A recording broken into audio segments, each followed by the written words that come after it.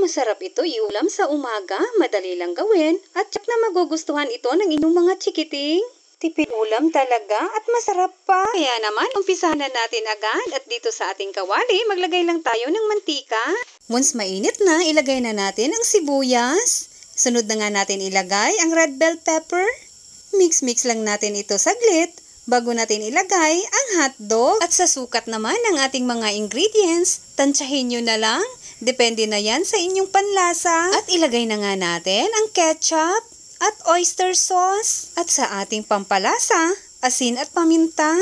Pwede rin ang seasoning. Naglagay pala ako ng konting asukal pero hindi na nakita sa video. Ayan, at pwede na natin ilagay ang 2 nilagang itlog. Mix-mix lang natin at ayan na, may simpleng ulam na tayo sa agahan. Kung hindi mo pa ito natikman, subukan mo na rin gawin. Huwag po kalimutan mag-follow and share. Maraming salamat hanggang sa susunod mga kakusina!